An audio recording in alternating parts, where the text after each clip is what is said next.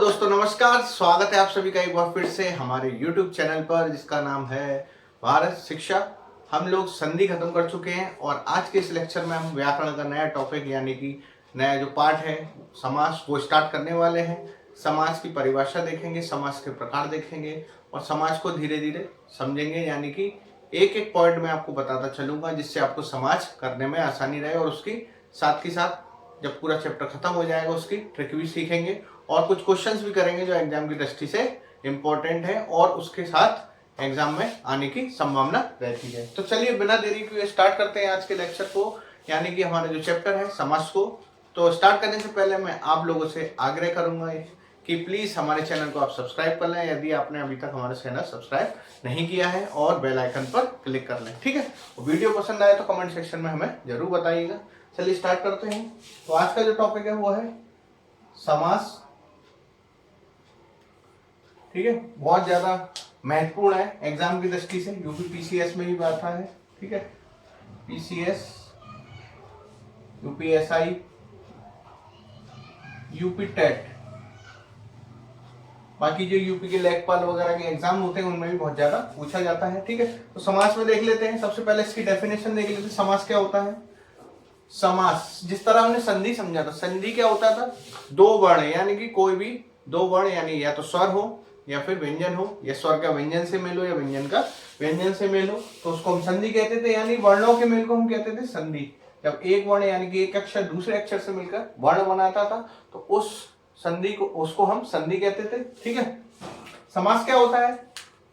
क्योंकि वर्ण वर्ण का हम मेल पढ़ चुके हैं, अब समास पे आते हैं। समास क्या होता है? शब्दों का मेल, क्योंकि वर्ण सबसे छोटी इकाई होती है वर्णमाला की, फिर उसके बाद आते हैं शब्द, ठीक है, ठीक है। वर्ण को हम ध्वनि भी कहते हैं, यानी वर्ण का मौखिक रूप ध्वनि होता है। फिर उसके बाद आते हैं शब्द। वर्णों का मेल हम देख चुके हैं संधि में, अब शब्दों का मेल देखेंगे, ठीक है। तो शब्द क्या होता है, समास क्या होता है, तो इसी के आधार पर हम समझेंगे। तो शब्दों के जब लिख सकते हैं इसमें शब्द के मेल को क्या कहते हैं? समास। तो इसकी डेफिनेशन में क्या आ जाएगा? समास कहते हैं ठीक है। तो इसकी डेफिनेशन में लिख लेंगे, को और लिखिए, शब्दों के मेल को समास कहते हैं। तो इसकी डेफिनेशन क्या आ जाएगी अपने पास, यानी कि परिभाषा, दो या दो से अधिक, दो या दो से अधिक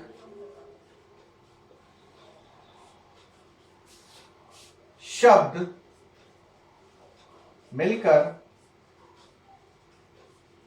एक नए एवं सार्थक, यानी कि जिसका एक खुद का अर्थ हो, ठीक है। सार्थक ब्रैकेट में लिख लीजिए, अर्थ के साथ अर्थ हो, यानी कि जिस शब्द का अर्थ होता है उसे हम सार्थक कहते हैं, उसका भी एक अर्थ यानी मीनिंग निकलता है। मिलकर एक नए एवं सार्थक शब्द का निर्माण करते हैं, उसे समास कहते हैं, ठीक है।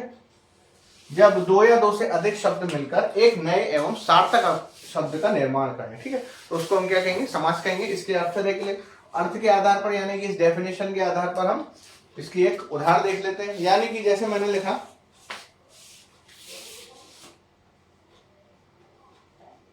राजपुत्र, ठीक है। तो यहां देखिए अपने पास दो या दो से अधिक शब्द, यहां पर दो शब्द जुड़े हुए हैं, राज जुड़ा हुआ है और एक पुत्र जुड़ा हुआ है, ठीक है। तो राज, राज यानी इसका अगर हम विग्रह करेंगे यानी कि उसको हम तोड़ेंगे तो आएगा राजा का पुत्र, ठीक है।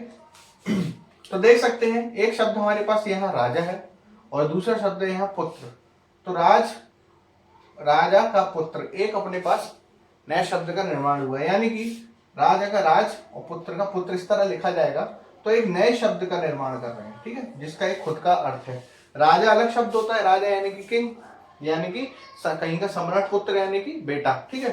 तो राजा अलग शब्द हो गया, पुत्र अलग शब्द हो गया। जब इन दोनों को मिला देंगे हम तो अपने पास नया शब्द यानी कि राजपुत्र का निर्माण हो रहा है, जिसका एक खुद का अर्थ है, यानी कि राजा का पुत्र यानी कि राजपुत्र। तो दो या दो से अधिक शब्द मिलकर एक नए शब्द का निर्माण करते हैं तो उसको हम समास कहते हैं। तो समास में हम देख लेते हैं, दो पद होते हैं, एक होता है, देख लेंगे इसमें समास में लिख सकते हैं, समास में दो पद होते हैं,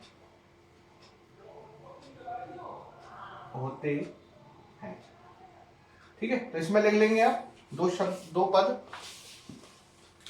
कौन कौन से आ जाएंगे? पहला पूर्व पद, पूर्व पद यानी कि पहले वाला पद यानी कि राजा। इस प्रकार इस शब्द में पूर्व पद क्या हो गया? ये पहले वाला जो पद होता है, ठीक है, प्रथम पद, जिसको हम प्रथम पद यानी कि पहले वाला पद भी कहते हैं। दूसरा हो जाएगा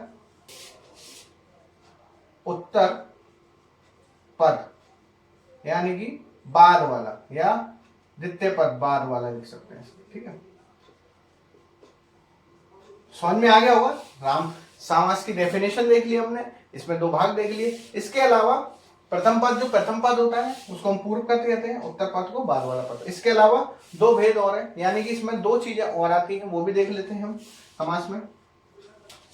सामासिक या समस्त पद, ठीक है, ये क्या होता है वो भी देखते हैं। समास के नियमों से बने पद, ठीक है, नियमों से बना पद समस्त या सामासिक पद कहलाता है, ठीक है, समस्त पद कहलाता है, कहलाता है। जब हम समासिक पद बनाते हैं तो उसमें समास के नियमों का ध्यान रखा जाता है। जैसे हमने अभी इसमें देखा था, राजपुत्र एक शब्द है, समासिक शब्द है, क्योंकि इसमें समास के नियम लागू हो रहे थे, क्योंकि दो पदों को मिलाकर हमने एक नया पद का निर्माण यानी कि राजपुत्र का निर्माण किया था, जिससे हमें समासिक पद प्राप्त हुआ था। अब इसमें क्या होता है? समासिक पद नियमों, समास के नियमों से बना पद समस्त पद या समासिक पद कहलाता है। इसमें पर सर्ग, पर्ग सर्ग यानी कि का, की, मैं, हा, हूं का विलोप यानी कि खत्म हो जाते हैं, ठीक है, हो जाता है। समासिक पदों में पर सर्ग यानी कि जो हेल्पिंग, मान लीजिए हेल्पिंग वर्ड्स होते हैं, उनका पर सर्ग यानी विलोप हो जाता है पर सर्ग का, ठीक है। जैसे उदाहरण देख लेते हैं, जैसे हमने इसी का उदाहरण देख लीजिए। जैसे उदाहरण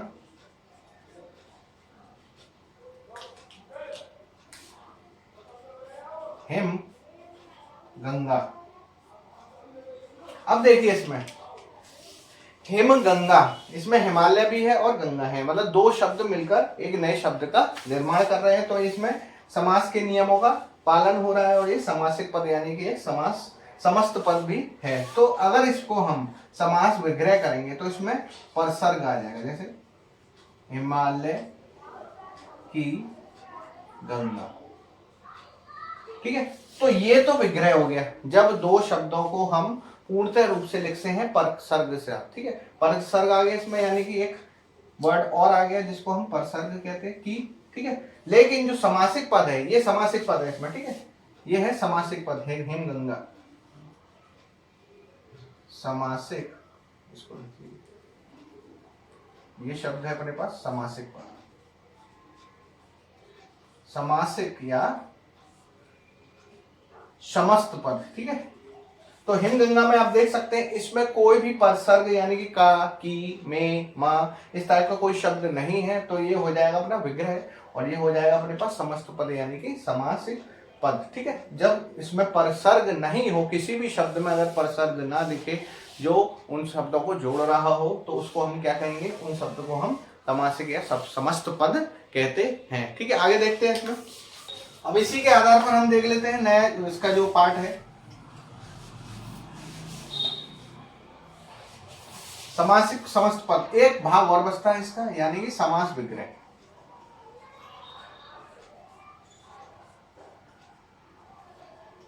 समास विग्रह क्या है? समासिक या समस्त पद हम पढ़ चुके हैं, जब इसमें परसर्ग ना हो, यानी कि समास के नियमों का पालन हो, सीधे सीधे दो शब्दों का मिलान हो। ठीक है, अब समास विग्रह क्या है? जब समासिक या समास पद को तोड़ते हैं, पद का को तोड़ा जाता है या उसको विग्रहित किया जाता है, विग्रह किया जाए। ठीक है, तो उसमें क्या आ जाता है? उसमें परसर्ग आ जाती है। ठीक है, परसर्ग यानी कि का की के में आ जाता है। जैसे उदाहरण,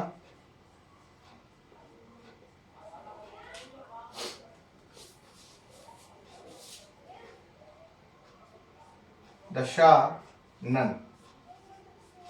दशानन आप सब लोग जानते हैं, रावण को कहते हैं जिनके 10 सर होते हैं, 10 सर वाले, 10 सर या 10 सिर वाला, अर्थात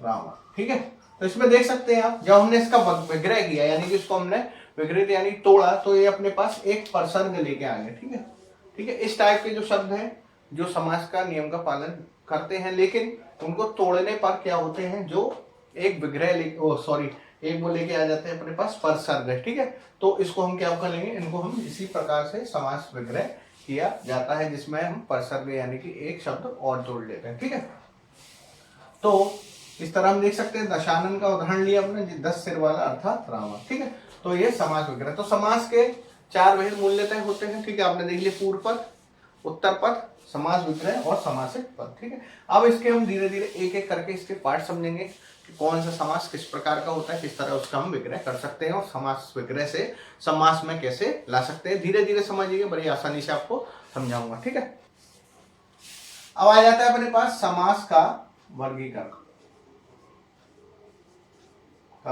वर्गीकरण। तो अपने व्याकरण में है, प्रधानता के आधार पर व्याकरण, प्रधानता के आधार पर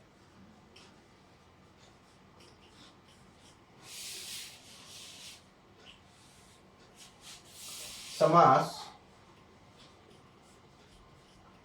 4 प्रकार के होते हैं,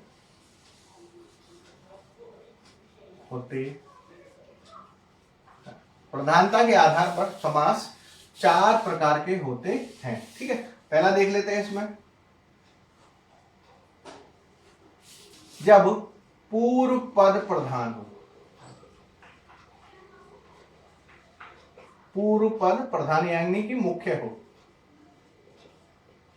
ठीक है, दूसरा आ जाता है जब उत्तर पद प्रधान हो। तीसरा आ जाता है इसमें जब दोनों पद प्रधान हो।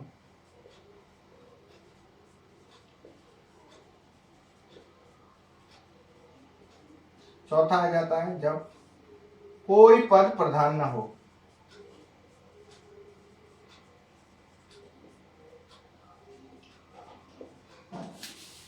तो प्रधानता के आधार पर हम 4 प्रकार के समास समझ सकते हैं। पहला, जिसमें पूर्व पद यानी कि पहले वाला पद प्रधान हो। पूर्व और उत्तर पद में बता चुका हूं, जब कोई समास का शब्द होता है उसमें पहले वाला पद और पहला वाला पूर्व पद होता है और बाद वाला उत्तर पद होता है। तो इसमें प्रधानता के आधार पर पूर्व पद प्रधान वाला एक ही होता है अपने पास, क्या बोलते हैं इसको, अव्ययी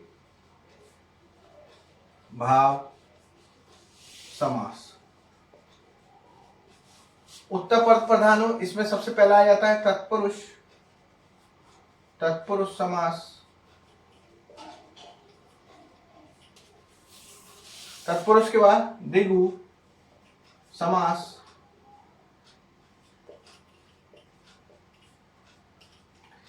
तीसरा आ जाता है इसमें कर्मधारय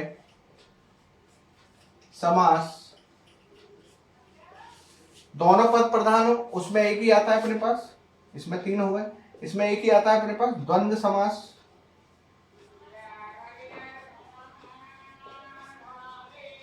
और कोई पद प्रधान ना हो, इसमें आ जाता है अपने पास बहुव्रीहि, बहुव्रीहि समास। ठीक है, तो इस प्रकार देख सकते हैं पूर्व पद प्रधान वाला अव्ययभाव समास, उत्तर पद में उत्तर पद यानी कि बाद वाला पद जब प्रधान हो उसको तत्पुरुष समास, इसमें दो और आ जाते हैं द्विगु और कर्मधारय। इसी प्रकार दोनों पद प्रधान हो तो उसमें द्वंद्व समास होता है। ठीक है, कोई पद प्रधान ना हो उसमें बहुव्रीहि समास होता है। एक एक करके हम 6 की 6 समझेंगे, किस तरह इसको हम हल करेंगे और किस तरह इसकी डेफिनेशन है, क्या इसकी परिभाषा है, वो हम देखते हैं। चलिए स्टार्ट करते हैं इसको। पहला आ गया अपने पास अव्ययी भाव समास। ठीक है, इसकी डेफिनेशन हम अभी देखे थे। जब पूर्व पद प्रधान हो, जब पूर्व पद प्रधान हो अथवा समासिक शब्द में या समासिक शब्द में किसी शब्द की आवृत्ति हो रही हो।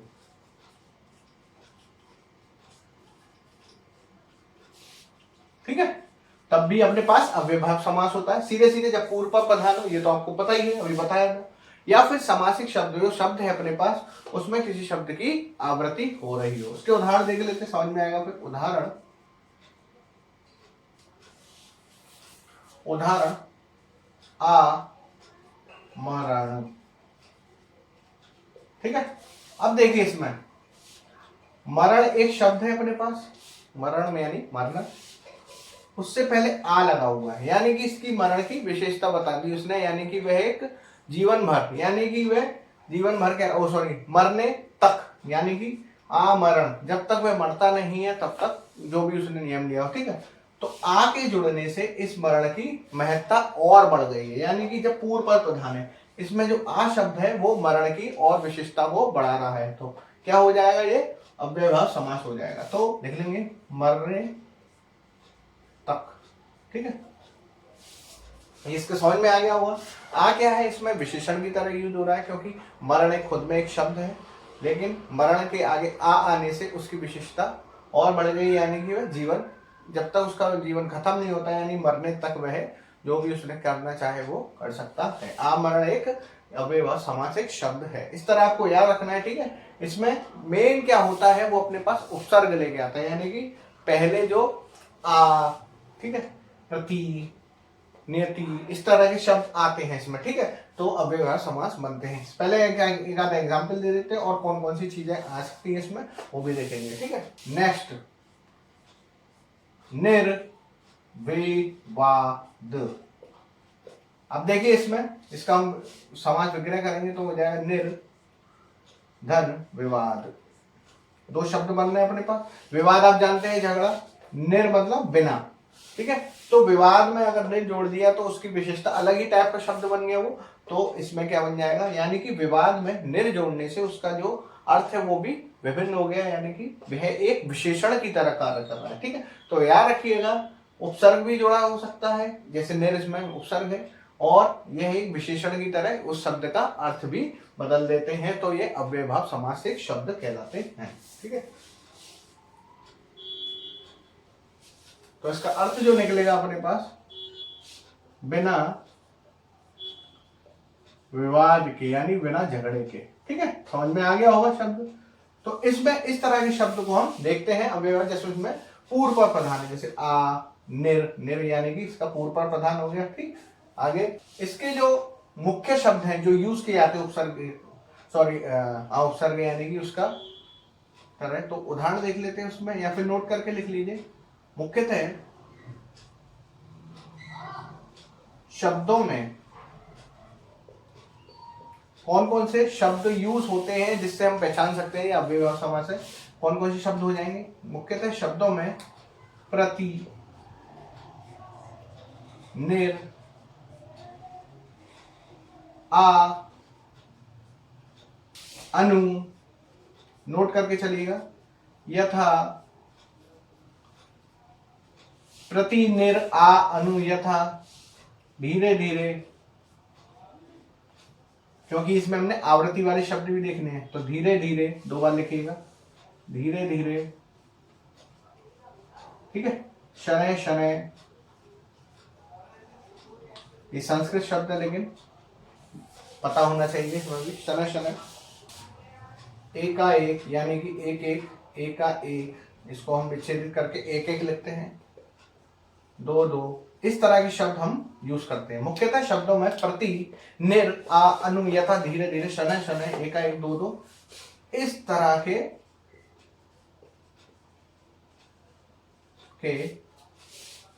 उपसर्ग या फिर पूर्व पदों को यूज किया जाता है, ठीक है, पहले पदों में उपयोग होता है। समझ में आ रहा होगा, बहुत सरल तरीके से बता रहा हूं, ठीक है। तो इस तरह के शब्द जिसमें दिख जाएंगे शब्द में, जैसे इसमें आ दिखा, आ यहाँ है, निर दिखा, निर यहाँ ले लिया, किसी में प्रति भी दिख सकता है, अनु भी दिख सकता है, यथा भी, धीरे धीरे, इस तरह के शब्दों को हम अव्यय भाव के समास में रखते हैं। इसमें नोट करके और लिख लीजिए, नोट,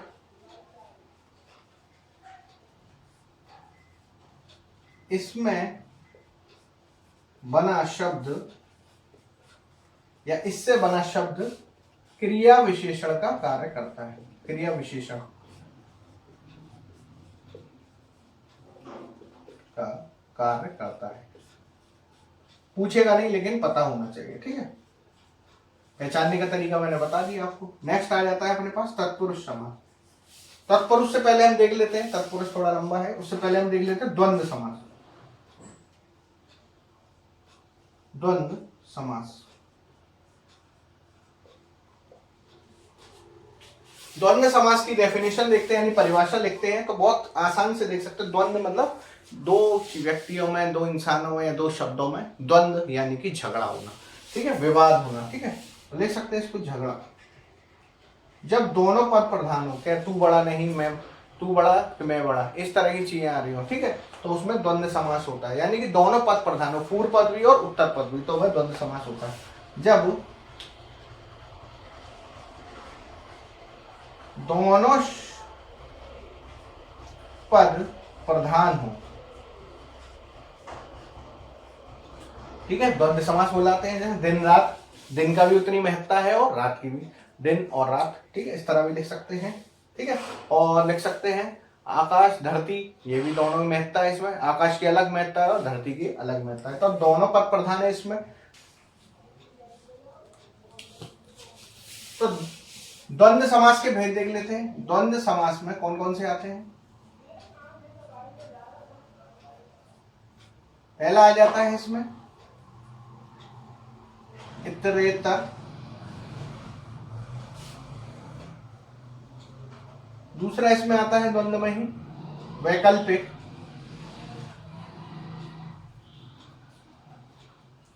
और तीसरा जो आता है इसमें समाहार।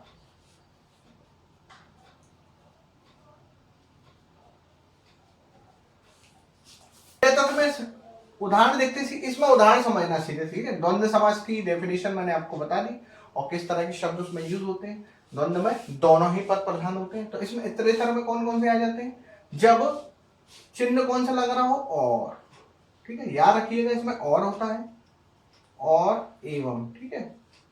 वैकल्पिक में या अथवा, ठीक है, याद रखिएगा ये ट्रिक है इसकी। इतरेतर में और या एवं मिलेगा शब्दों में आपको जब दोनों की प्रधानता हो। वैकल्पिक में आपको या अथवा मिलेगा, ठीक है, इन दोनों में से एक मिलेगा। इसमें लिखिएगा जब समस्त पद के अतिरिक्त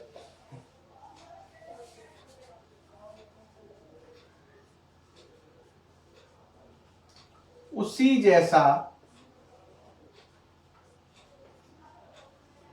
अन्य पद ज्ञात हो, ठीक है, ज्ञात हो मतलब पढ़ने में ऐसा है कि वह समस्त पद है लेकिन उसी जैसे अन्य शब्दों की भी हमें ज्ञात हो जाए, उसका भी उदाहरण हम देखेंगे।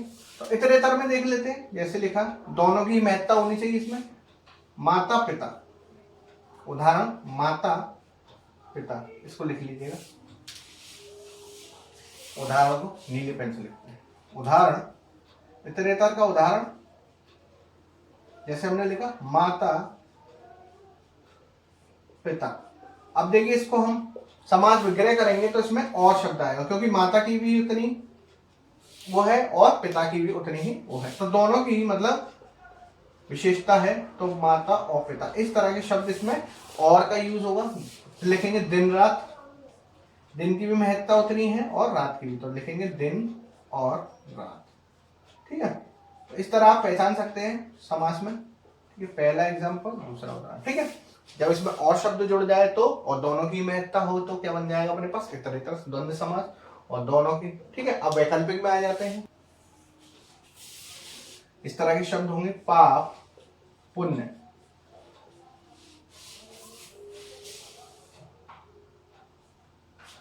तो इसको हम विच्छेद यानी समास विग्रह करेंगे, आएगा पाप या पुण्य।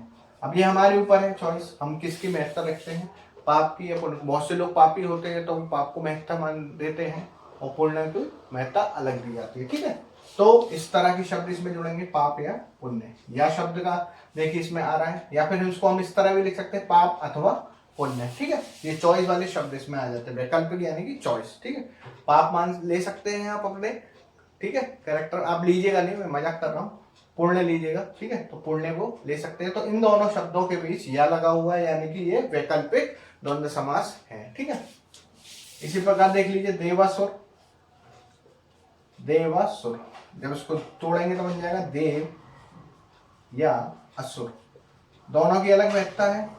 अब समस्त पद समाहार वाले देख लेते हैं, जब समस्त पद के अतिरिक्त उसी जैसा अन्य शब्द का ज्ञान हो। जैसे उदाहरण देख लेते हैं इसमें, जैसे हमने लिखा दाल रोटी। अब इसमें दाल रोटी से मतलब ये नहीं है कि केवल हम दाल और रोटी की बात कर रहे हैं। दाल रोटी का मतलब संपूर्ण जगत में जो खाने की पीने की चीजें होती हैं वो उसका ज्ञान दे रही है। ठीक है, दाल रोटी क्या दे रहा है, यहाँ पे ज्ञान दे रहा है जो खाने पीने की चीजें हैं संपूर्ण जगत में उस सब चीजों का। ठीक है, खाने की संपूर्ण चीजों का, खाने की समस्त चीजों का ज्ञान दे। ठीक है, तो इसमें कौन सा समाहार द्वंद्व समास होता है। तो इस तरह के शब्दों को आप समाहार में रख सकते हैं। नेक्स्ट आ जाता है अपने पास बहु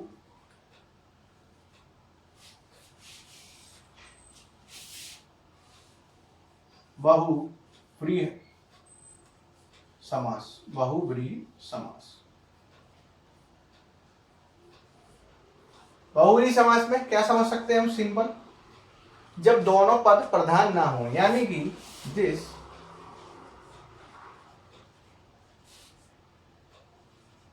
समस्त पद, जिसमें समस्त पद प्रधान ना हो, यानी कि ना तो उत्तर पद प्रधान हो या पूर्व पद प्रधान हो ना हो, अर्थात गौण हो।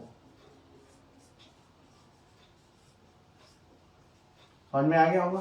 ठीक है, ये इसमें क्या होता है, इसमें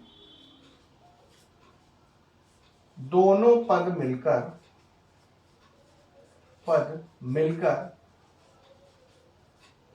तीसरे अन्य पद की व्याख्या करते हैं, वो ज्यादा महत्वपूर्ण हो जाता है इसमें। ठीक है, तीसरे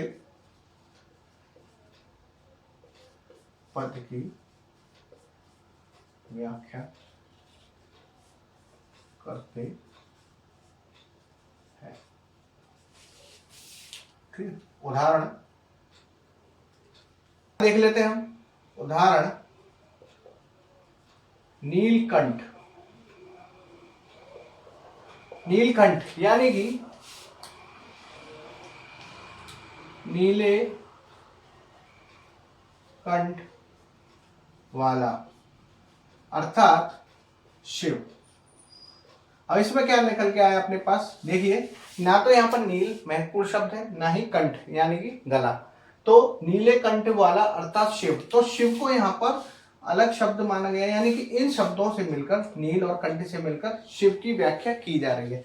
तो ये दोनों पद प्रधान नहीं है, लेकिन यहाँ शिव एक प्रधानिक शब्द बन गया है, यानी कि एक शिव क्या है, अपने आप में महत्व है, एक भगवान है। ठीक है, तो दोनों पद मिलकर तीसरे पद की व्याख्या करते हैं। तो नीलकंठ किसकी व्याख्या कर रहे हैं, शिव की। ठीक है, दूसरा देख लेते हैं चक्रपाणी। चक्रपाणी यानी कि चक्र धारण करने वाले, चक्र धारण करने वाले कौन होते हैं? अर्थात विष्णु। तो इस तरह समझ सकते हैं आप, ना तो यहाँ चक्र है ना पानी, दोनों ही शब्द महत्वपूर्ण नहीं है, लेकिन जो विष्णु शब्द है वो अलग महत्व रखता है, यानी कि दोनों शब्द मिलकर चक्र और पानी विष्णु की व्याख्या कर रहे हैं। आशा करता हूं आप लोगों को समझ में आया हुआ बहुव्रीहि समास और कर्मधारय समास, सॉरी बहुव्रीहि, इसके अलावा अव्ययभाव समास समझ में आ गया होगा आप लोगों को, और द्वंद्व समास समझ में आएगा। इसके बाद हम पढ़ेंगे अब तत्पुरुष समास। तत्पुरुष समास में व्याख्या देखेंगे, किस तरह के शब्द बनते हैं और किस तरह उसको हम हल कर सकते हैं। तो नेक्स्ट लेक्चर में फिर मिलेंगे। जाने से पहले मैं आप लोगों से आग्रह करूंगा, प्लीज हमारे चैनल को आप सब्सक्राइब कर लीजिए, ताकि कोई भी वीडियो आता है तो आपको उसका नोटिफिकेशन मिलता रहे, और बेल आइकन पर क्लिक जरूर कर लीजिएगा। Thank you. नेक्स्ट लेक्चर में फिर मिलते हैं नए जोश के साथ, नई उमंग के साथ। तब तक इसलिए आप पढ़ते रहिए और मुस्कुराते रहिए। Thank you.